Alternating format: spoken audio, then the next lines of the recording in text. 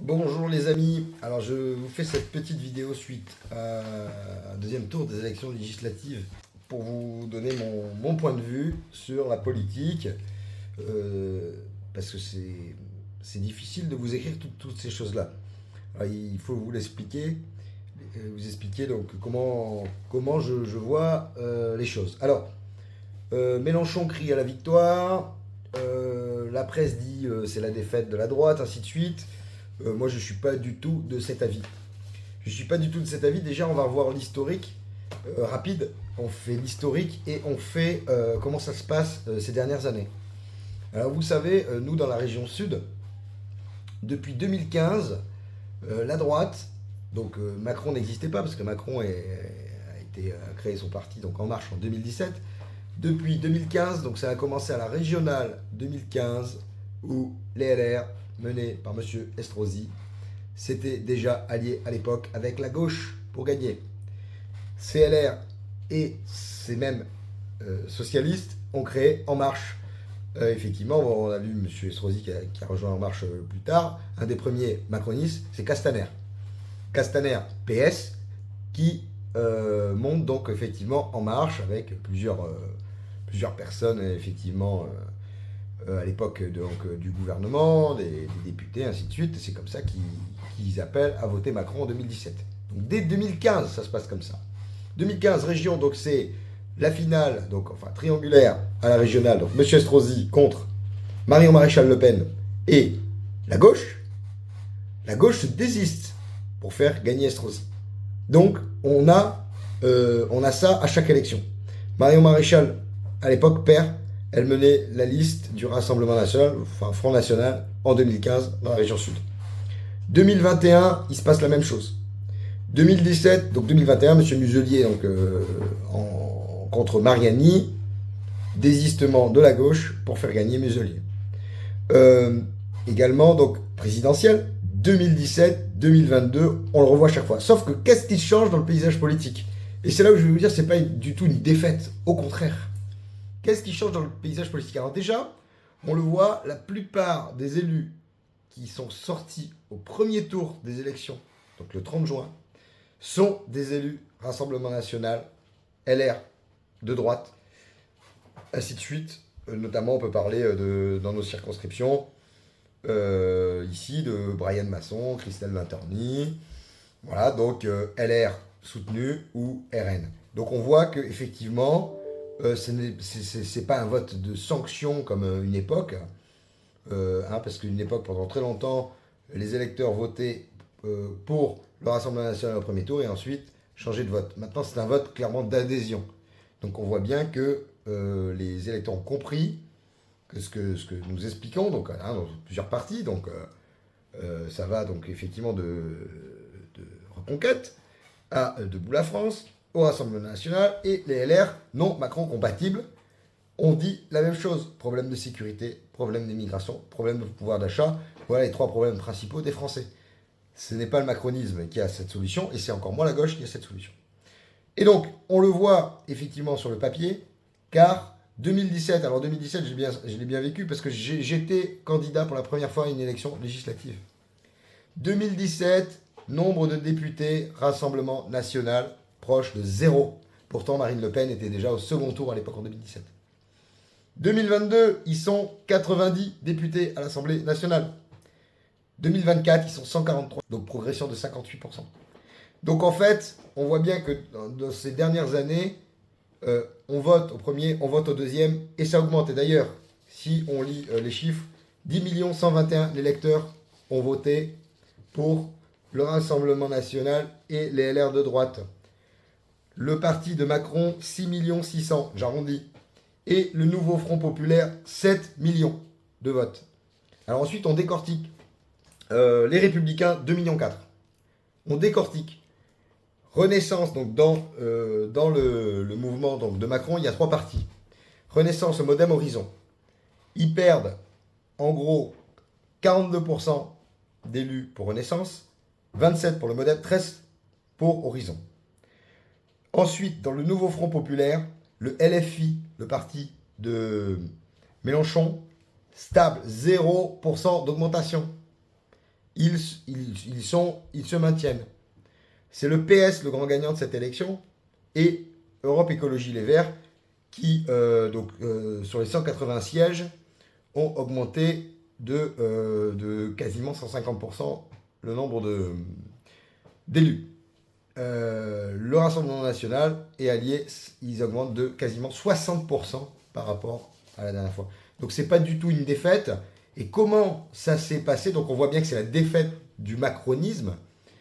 Et effectivement, il y a le RN et Alliés qui montent, et de l'autre côté, le Front Populaire, dans lequel il y a LFI, il y a le PS et il y a les Verts.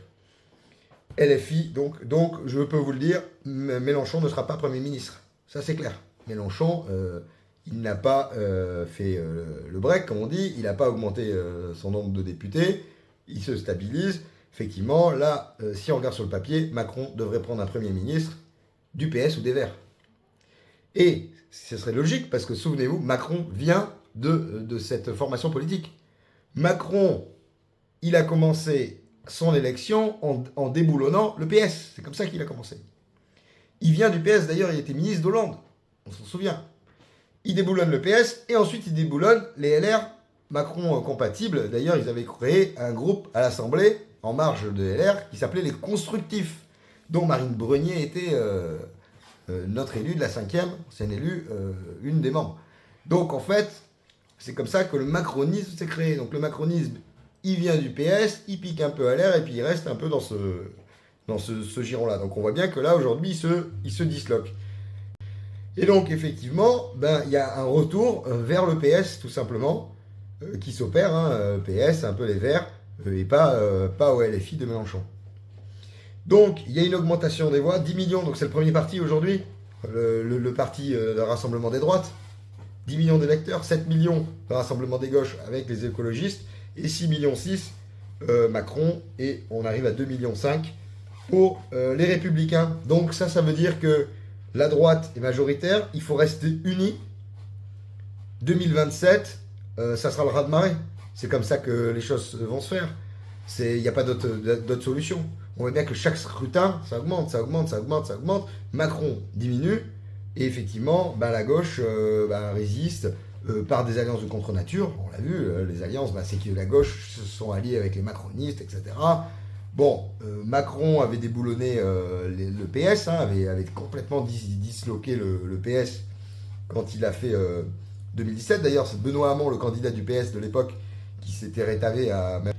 Mais, donc on voit bien qu'aujourd'hui, le macronisme retourne à ses sources, à son origine. Donc on devrait avoir un Premier ministre sur le papier de gauche ou de centre-gauche. Enfin bon, voilà, quelqu'un... un ventre mou habituel qui ne va rien changer et qui va continuer à faire la même politique qu'aujourd'hui. Ce qui est dommage, c'est que la dissolution, l'objectif de cette dissolution, c'est fait pour entendre les Français. C'est ce qu'a fait Macron. Suite aux européennes, il dit bon voilà, vous ne voulez plus de ma politique, je dissous pour voir quelle majorité. Et finalement, entre les deux tours, il s'allie pour faire barrage au plus gros rassemblement de France, qui fait quand même 10 millions d'électeurs, quoi. C'est quand même colossal, et qui arrive donc du coup en 3e position par ce stratagème. C'est malin, mais en fait il n'aurait pas dû dissoudre pour faire ça, parce que si on dissout l'Assemblée pour dire je vous rends le pouvoir et dites-moi ce que vous voulez, et qu'en fait on fait barrage au 2e tour au choix des électeurs, c'est complètement schizophrène et bipolaire cette façon de faire. Donc on voit bien qu'il n'a aucunement l'intention de rendre le pouvoir aux électeurs. Il fera barrage, effectivement. Il veut pas faire barrage. Il veut faire barrage pour conserver le système. Le seul problème de ce scrutin, c'est qu'ils se sont arrangés dans une alliance contre nature avec certains LR, Macron compatibles, etc., à faire battre Dupont-Aignan dans sa circonscription à 1,5%. M. Dupont-Aignan a perdu, et c'est le front de gauche qui a gagné du coup avec cette triangulaire. Bon, cependant, effectivement, il sera plus à l'Assemblée, cependant il reste toujours président de Debout la France, et on voit bien que Debout la France, on a la tête sur les épaules, on est là. On est des résistants, vous vous souvenez, 39-45, il y avait plus de collabos que résistants au départ, et donc on sera là, et on va œuvrer donc pour cette alliance donc des droites, où il faut faire une alliance des droites, mais ça c'est ce qu'on dit depuis 2017. Depuis 2017, où Nicolas Dupont-Aignan avait soutenu, contre vents et marées, Marine Le Pen au deuxième tour de la présidentielle. Il faut une alliance des droites. C'était le premier. Et je vous dis, il s'est fait lyncher. Et nous aussi, on s'était fait lyncher sur le terrain. Et ben, aujourd'hui, on se rend compte que c'est la seule solution. Et donc c'était un visionnaire. Monsieur Dupont-Aignan, il sera toujours là. Et on sera toujours là pour vous défendre et défendre la France et les Français. Parce que on peut redresser le pays. On va le redresser, ce pays, les amis. Parce qu'ils nous auront pas.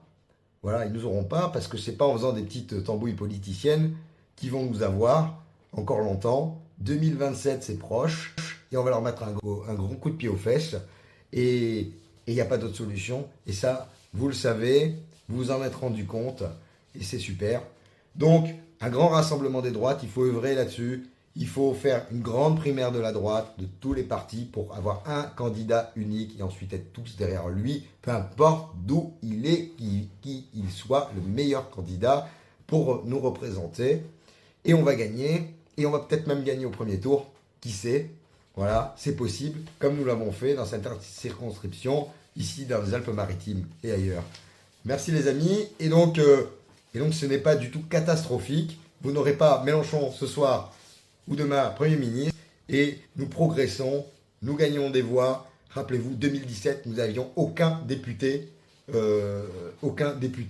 donc Rassemblement National et autres, à part M. Dupont-Aignan qui était dans l'hémicycle, mais aucun député, il s'était arrangé à faire barrage à chaque fois au deuxième tour, chose à laquelle ils ont perdu du terrain en 2022, ils en perdent encore en 2024, et en 2027, ça sera la fin des haricots pour tous ces petits malins. Voilà, et effectivement, alors, j'ai une anecdote à vous dire. Donc, on a fait une campagne sur le marché de la Libération. J'ai quelqu'un qui m'a expliqué que il votait à gauche. Il votait à gauche, écoutez bien, c'est la première fois que j'entends ça. Je sais pas.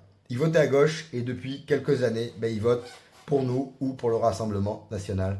Voilà, parce qu'il dit mon pays part en sucette, il faut faire quelque chose. J'ai également une autre personne qui vient qui m'a effectivement dit ça aussi. Il dit j'adhère pas à tout, mais il faut défendre mon pays. Donc on voit bien qu'aujourd'hui il y a quand même une lucidité des Français qui se disent mais attendez, on n'est pas des cinglés.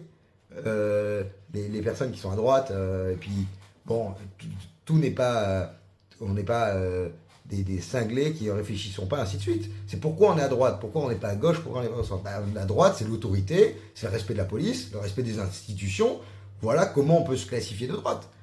À gauche, c'est celui qui veut désarmer la police, ainsi de suite. Et voilà comment on va classifier à gauche-droite. Si vous voulez, même on peut être de gauche si ils disent qu'ils veulent respecter la police, remettre de la sécurité, ainsi de suite. Mais c'est pas du tout leur programme, on voit bien. Donc c'est comme ça qu'on classifie. Mais une personne de mon entourage, il me dit, moi j'étais à gauche et je veux défendre mon pays. Et donc je vote à droite, Rassemblement National, Debout la France. Voilà, tous les partis de droite peuvent voter pour Reconquête aussi. Voilà. Donc les amis, voilà, ça change. Tout ce qu'on dit, c'est la vérité. C'est basé sur des faits concrets, des chiffres. Il n'y a pas besoin de sortir de Saint-Cyr. Vous avez qu'à regarder ce qui se passe dans l'actualité pour vous rendre compte que si on ne défend pas notre pays, ça va mal se passer. Ça va mal se passer pour l'emploi, ça va mal se passer pour la sécurité, ça va mal se passer pour l'avenir de nos enfants. Et donc la question, c'est est-ce qu'on a fait tout ça pour ça? Est-ce que nous-mêmes, ou ceux qui étaient là, nos prédécesseurs, ils ont fait tout ça pour ça, pour que ce soit ce bordel et le chaos dans notre pays? Pas du tout. Et ça, c'est une vision universelle, de gauche ou de droite. Toutes les personnes qui vivent dans notre pays, qui sont normalement constituées, qu'est-ce qu'ils font? Ils ont envie d'avoir un travail qui les satisfait, ils ont envie d'avoir une famille qui les satisfait, et d'avoir un bon avenir pour leurs enfants, ainsi de suite. De gauche, de droite, tout confondu. Donc en fait, c'est ça le projet. C'est ça qui est proposé, que nous proposons. Et donc, effectivement, ça passe par des voies de droite, ça passe par l'autorité, le respect de l'autorité, le respect de l'école, le respect de notre civilisation aussi. Voilà, quand on va quelque part, on respecte l'endroit où on va. Hein, vous, quand vous partez en voyage dans n'importe quel pays où vous allez respecter la culture de ce pays. Vous n'allez pas dire maintenant, vous allez faire ce que je vous demande. En fait, c'est juste du bon sens, de logique, du respect. En fait, voilà, c'est juste ce que demandent les Français, du respect. Respectez-nous. Voilà.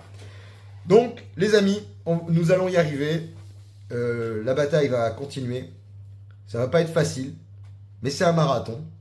Et donc vous savez que dans le marathon, on n'arrête jamais tant qu'on n'a pas franchi la ligne d'arrivée. Allez les amis, vive la France et vive Nice.